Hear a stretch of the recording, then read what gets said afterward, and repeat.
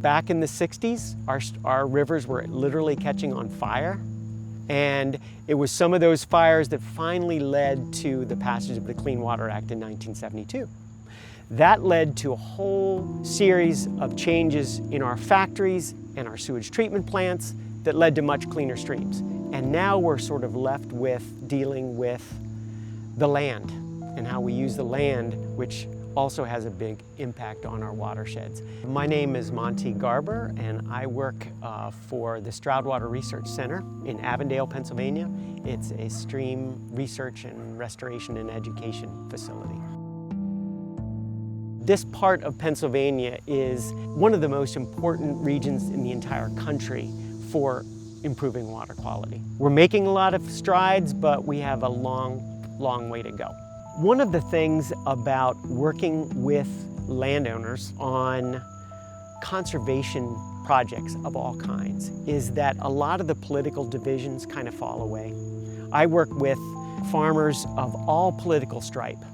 We never discuss politics when I'm out there because they're interested in good stewardship, I'm interested in good stewardship, and we basically just talk about things we can do together to get to a better place. People generally just want to work together. And so in this time of such division, I'm hopeful that this work is actually going to be a way for Americans to kind of come back together again and work on things of common interest.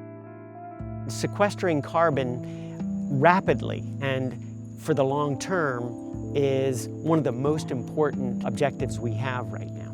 If you've got a large yard with mostly lawn, it's not providing a lot of ecosystem services, as we like to say in this business.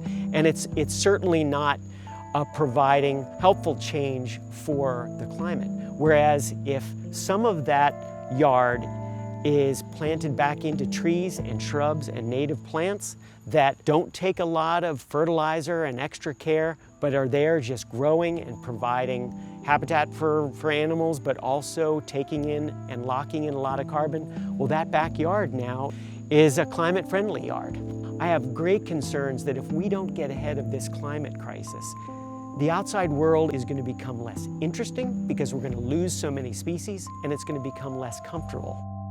I just have great hope that we can do the things we need to do so that the world that is in our future is a world that's going to be conducive to human survival and human joy.